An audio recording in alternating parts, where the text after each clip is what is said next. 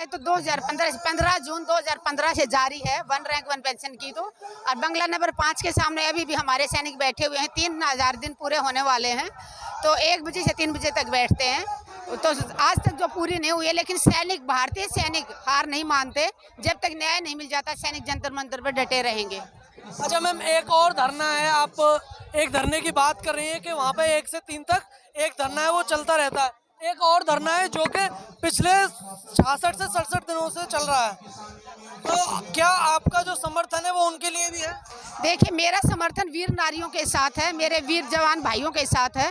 मैं यही चाहती हूँ कि मेरी वीर नारियों को, हमारे रिजर्विस्ट भाइयों को, सैनिकों को उनका हक मिले। लड़ाई कौन लड़ रहा है ये मान्य नहीं रखता। मैं ये चाहती हूँ कि हक मिले, सरकार उनको हक दे। अगर चारों तरफ से आवाज़ उठाई जाएगी तो शायद सरकार के ऊपर और ज़्यादा दबाव पड़ेगा।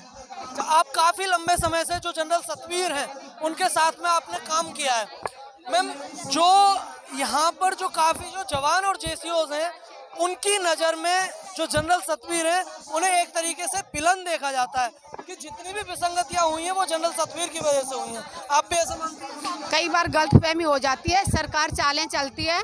सरकार हमारी लड़ाई सैनिकों की सरकार के साथ है, लेकिन आज हमारे जवान यहाँ बैठ के अपने अफसरों को गालियाँ दे रहे हैं। सरकार तो यही चाहती है। अभी सरकार से सवाल नहीं कर रहे, देना सरकार ने है, गलतियां सरकार ने की हैं, लेकिन सरकार ने जो चाल चली है कि इनको आपस में ही लड़वा दो, फूट डालो, राज करो की नीति सरकार ने अपनाई है। उसमें कहीं ना कहीं हमारे भाई उसमें आ रहे हैं, बकाए में आ रहे हैं सरकार के। तो सरकार को ऐसा क्या है कि मतलब सरकार ऐसा क्यों करवाएगी?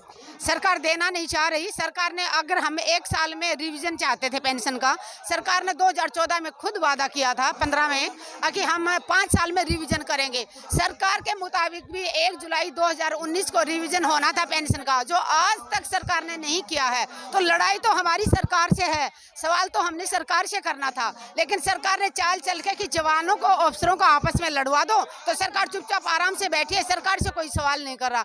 लेकिन जो भाई बैठे हुए हैं उनकी मांगे जायज़ हैं, हम भी वही लड़ाई कर रहे हैं, हम भी वही मांगे मांग रहे हैं। लेकिन मैं यही कहूँगी कि सरकार को देना होगा, आज नहीं तो कल सैनिकों को हक जरूर मिलेगा। आप आर्मी की वीरांगना है, सेना की वीरांगना है, जो आप एक सैनिक और ऑफिसर वीरांगनाओं में कितने का अंतर होता है जब पेमेंट किया जाता है? देखिए, पेमेंट देखिए, जो जिसमें आप अगर सिपाही रैंक पे गए हो तो सिपाही की बेसिक पेंशन मिलेगी आपको। अगर आप ऑफिसर में ज्वाइन किया है तो ऑफिसर की मिलेगी। वो तो चाहे आप सेना में हो चाहे बाहर हो, तो सबके बराबर है। अब पुलिस में देख लीजिए, पुलिस का सिपाही और IPS ऑफिसर क्या बराबर पेंशन है? क्या बराबर तनख्वाह है क्या उनकी? तो वो फर्क तो जिस पोस्ट है, हर पोस्ट के साथ अपने आप हमारी लड़ाई थी बराबर की।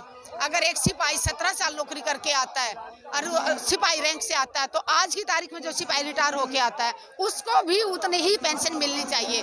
बढ़ाने की लड़ाई नहीं थी। जो वन रैंक वन पेंशन की लड़ाई शुरू की थी वो बराबरी के लिए थी, पेंशन बढ़ाने की लड़ाई नहीं थी। और कई इल्जाम लगा रहे हैं कि ऑफिसर की पेंशन ज़्यादा बढ़ गई, जवान की कम। भाई ये भी तो सोचो, जवान की पेंशन की बेसिक पेंशन के ऊपर बढ़ोतरी हुई है, तो जवान की बेसिक अगर कम है सिपाही की तो उसके उतनी % बढ़ेगी ना। जवान की बेसिक पेंशन ज़्यादा है तो उसको ज़्यादा मिलेगा।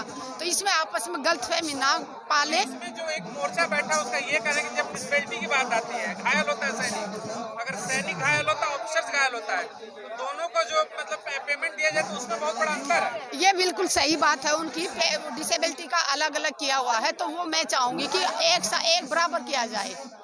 वो बेसिक पे ना दे के, अभी क्या कर रहे हैं कि बेसिक पे दे रहे हैं, तो बेसिक पे देने से तो सिपाही की बेसिक तनख्वाह कम है, ऑफिसर की ज़्यादा, तो नेचुरल है ऑफिसर को ज़्यादा मिलेगा। तो बेसिक पे ना करके सबको बराबर दिया जाए तो दोनों के लिए सही होगा। जब बात आती है आपकी ड्यूटी की, जब ग्लेशियर वगैरह में तमाम इस तरीके की हाईएस्ट पॉइंट पर ड्यूटी लगती है एक सैनिक की, तो सैनिक और ऑफिसर दोनों ही सेम एटीट्यूड में ड्यूटी करते हैं। इसके बावजूद भी 5200 रुपये सैनिकों का बनता है और 15,000 रुपये ऑफिसर का। इसमें जो भेदभाव, उसमें क्या कहेंगे आप? बिल्कुल MSP की बात कर रहे हैं आप। मैं वो कहूँगी कि बराबर मिलना चाहिए, क्योंकि वहीं पे ऑफिसर भी वहीं होते, जवान भी।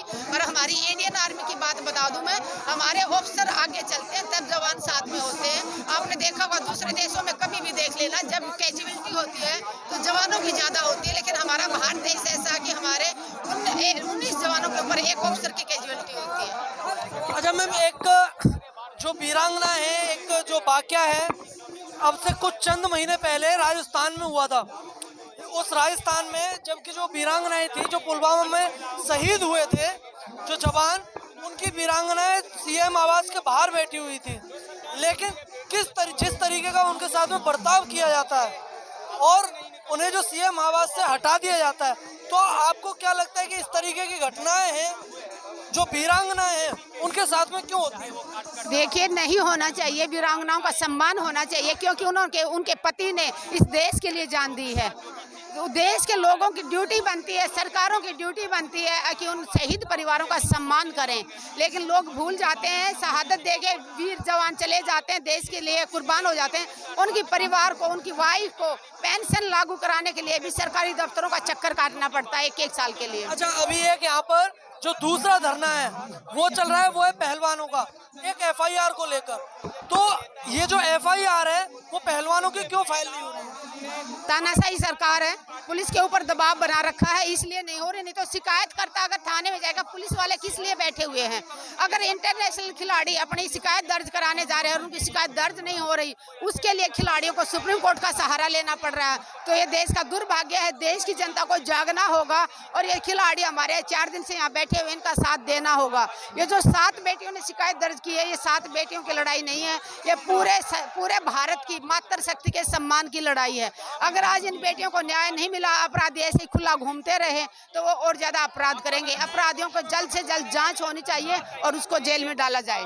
अच्छा मैम, जो विपक्षी लोग हैं वो ये बोलते हैं कि जो ये पहलवान है, इनके साथ में जब शोषण हुआ था, इन लोगों को उसी टाइम पे जो एफआईआर थी वो रजिस्टर करानी चाहिए। कितना मुश्किल होता है एक बच्ची के साथ जिसके साथ शोषण होता है, उसके वो कितना डरी हुई होती है। और ये मैं कहूँगी माफिया लोग हैं, इतने बाहुबली लोग हैं। अगर अभी आवाज उठा रही है, अभी पुलिस इनकी शिकायत दर्ज नहीं करा रही है पब्लिक में आने के बाद भी, तो आपको लगता है एक बेटी ने आवाज उठाई होती तो वो जिंदा भी होती क्या?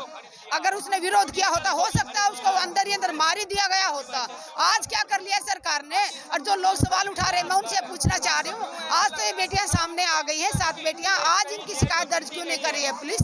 आज देश की जनता इनके साथ क्यों नहीं है? ये ही होता है। इसीलिए हमारी बेटियां डर के मारे, कभी परिवार के दबाव के, कि अगर कई बार परिवार वाले उनको खेलने की परमिशन नहीं देते, उनको डर लगता है कि अगर हम घर जाके बताएंगे तो हमें खेलने से रोका जाएगा, उनके सपने अधूरे रह जाएंगे। तो कई तरह की बातें होती है जो बेटियों को यहाँ बाहर अपनी आवाज उठाने से रोकती है।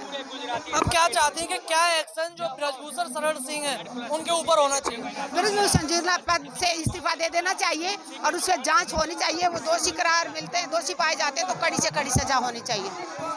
अच्छा मैम, एक और आखिरी सवाल है मेरा कि 30 अप्रैल को ये जो सैनिक हैं, पूर्व सैनिक जो कि यहाँ पर लगातार धरना दे रहे हैं, उन्होंने एक कॉल दी हुई है।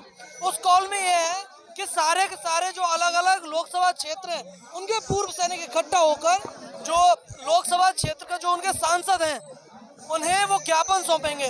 तो क्या आप इस जो इनकी जो ज्ञापन देने की जो वो है देना चाह रहे हैं, आप उसका समर्थन करती हैं? बिल्कुल, बहुत अच्छा काम कर रहे हैं, देना चाहिए, क्योंकि इन्होंने वोट देके उनको विधायक बनाया है। तो इनको विधायक बनाया, सांसद बनाया, तो उनका फर्ज बनता है, उनकी ड्यूटी बनती है कि अपने क्षेत्र के लोगों की आवाज़ सुने। अगर ये सैनिक ऐसा करे तो बहुत अच्छी बात है। ज़्यादा जगह जगह अगर सैनिक ज्ञापन देंगे तो सरकार पे और ज़्यादा दबाव पड़ेगा।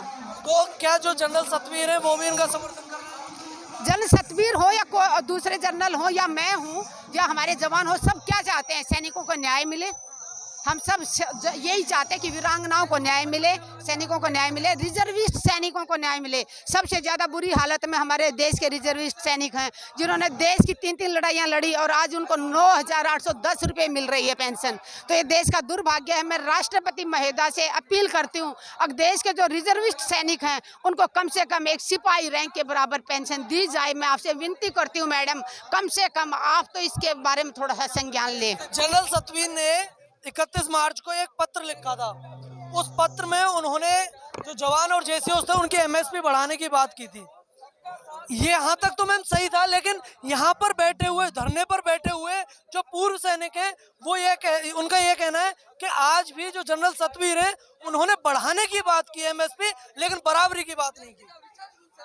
देखिए, मैं तो यही कहूँ, हाँ, उनका ये कहना है कि वो जो ये विसंगतियाँ हैं उन्हें हमेशा के लिए बनाकर रखना चाहते हैं जनरल सतवीर? जनरल सतवीर के हाथ में नहीं है। जनरल सतवीर बेचारे खुद 2015 से आवाज़ उठा रहे, बल्कि 2008 से आवाज़ उठा रहे हैं। उनके हाथ में होता तो इतने दिन वो खुद सड़कों पे क्यों बैठते?